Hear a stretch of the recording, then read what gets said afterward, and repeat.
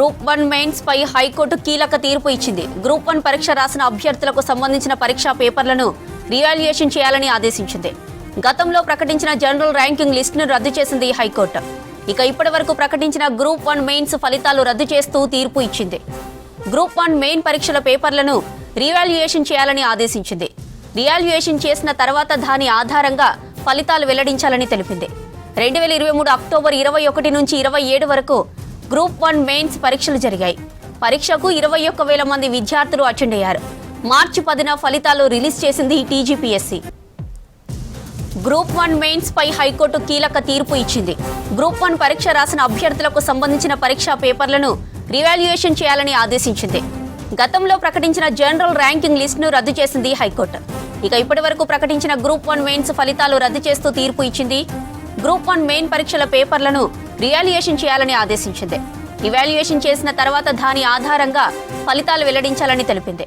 2023 October 21 నుంచి 27 వరకు group 1 mains పరీక్షలు జరిగాయి.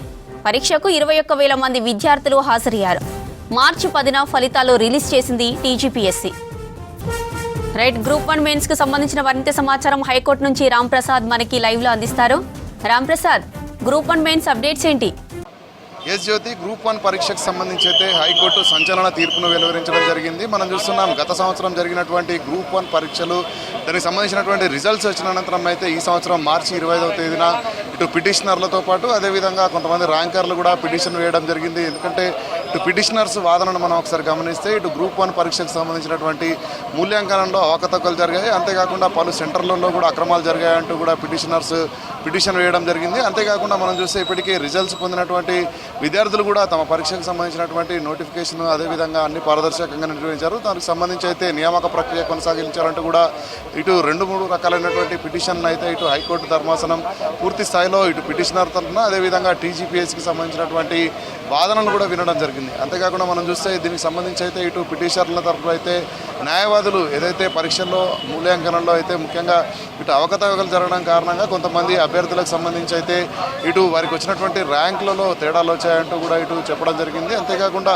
ఇటు టీజీపీఎస్సీ కూడా ఇటు పరీక్షను పారదర్శకంగానే నిర్వహించడం జరిగింది. అన్నీ కూడా నోటిఫికేషన్ ప్రకారం ఏదైతే టీజీపీఎస్సీ గైడ్లైన్స్ ప్రకారమే నిర్వహించామంటూ కూడా ఇటు గత నెల మనం చూస్తే జూలై 7వ తారీఖున అయితే ఇటు ఇరుపక్షాల వాదనలన్నీ కూడా విన్నటువంటి హైకోర్టు ధర్మాసనం అయితే తీర్పును ఈ రోజుకు రిజర్వ్ చేయడం జరిగింది. దీంతో ఈరోజు మనం చూస్తే హైకోర్టుకు సంబంధించినటువంటి తీర్పులు అయితే సంచలనం రేపిందని చెప్పవచ్చు. ఎందుకంటే ఇటు పరీక్షలకు సంబంధించినటువంటి మూల్యాంకనాన్ని కూడా ఏదైతే మూల్యాంకనంలో అవకతవకలు వచ్చాయో వాటిపై ఏకీభవించినటువంటి ధర్మాసనం అయితే తిరిగి మరొకసారి మూల్యాంకనం చేయాలి, లేదంటే మూల్యాంకనం చేయడం కుదరని సందర్భంలో అయితే తిరిగి 8 నెలల సమయంలోపు తిరిగి పరీక్షలు నిర్వహించాలంటూ కూడా ఇటు కోర్టును తీర్పు వెల్లడించడం జరిగింది. ముఖ్యంగా మనం ఈ కేసుకు సంబంధించి గమనిస్తే ఏదైతే పారదర్శకంగా నిర్వహించామంటూ ఇటు టీజీపీఎస్సీకి సంబంధించినటువంటి వాదనలు కూడా ఇటు హైకోర్టుకు సంబంధించినటువంటి సీనియర్ అడ్వకేట్ నిరంజన్ రెడ్డి కూడా ఇటు హైకోర్టుకు తన వాదనను వినిపించిన క్రమంలో దీనికి సంబంధించి పూర్తి స్థాయిలో ఇటు విద్యార్థుల భవిష్యత్తు అదేవిధంగా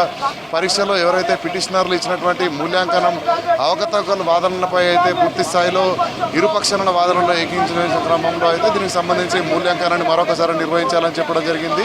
మనం దీనికి సంబంధించి చూస్తే ఈరోజు సింగిల్ బెంచ్ ఇచ్చినటువంటి జడ్జిమెంట్ ఏదైతే ఉందో జడ్జిమెంట్లో మనం కీలకంగా గమనించాల్సినటువంటి విషయాలు ప్రధానంగా ఇప్పటి వరకు వచ్చినటువంటి ర్యాంక్స్ కానీ ఇప్పటి వరకు ఇచ్చినటువంటి ఫలితాలన్నింటినీ కూడా రద్దు చేయడంతో పాటు దీనికి సంబంధించి మూల్యాంకన అనంతరం అయితే ఎలాంటి రిజల్ట్స్ వస్తాయనేది కూడా మరొకసారి ప్రకటించాలంటే కూడా ఇటు టీజీపీఎస్సీకి హైకోర్టు ధర్మాసనం సూచనలు చేయడం జరిగింది. ముఖ్యంగా మనం గమనిస్తే ఇదే కేసులో ఒకవేళ ఇటు మూల్యాంకనం కుదరని ప్రక్రియ కుదరని సందర్భంలో అయితే తిరిగి 8 నెలల కాలంలో కూడా మళ్ళీ పరీక్షలు నిర్వహించాలని జరిగింది. దీనికి సంబంధించి అయితే ఇప్పటికీ టీజీపీఎస్సీ కూడా మనం చూస్తున్నాం గ్రూప్ 1 గ్రూప్ 2 పరీక్షలకు సంబంధించినటువంటి అన్ని పరీక్షలను కూడా ప్రతి ఏటా నిర్వహిస్తున్నాం. దీంట్లో ఇవన్నీ కూడా మనం చూస్తే బయోమెట్రిక్ మొదలుకొని పరీక్షలకు సంబంధించినటువంటి అన్ని వివరాలను కూడా ఇటు చెప్పిన క్రమంలోనూ ఇటు తిరిగి విద్యార్థుల వాదనను అయితే ఇటు హైకోర్టు ఏకీభవించడం జరిగింది. సో దీనిపైన టీజీపీఎస్సీకి చేసినటువంటి సూచనల్లో రేపు టీజీపీఎస్సీ ఏ విధంగా ముందుకు పోతుంది అనేది కొంత చర్చనీయాంశంగా మారనుంది. ఎందుకంటే ఇప్పటికే విద్యార్థుల భవిష్యత్తు ఒకవైపు అయితే ఇప్పటికే ర్యాంకులు పొందినటువంటి విద్యార్థులకు సంబంధించినటువంటి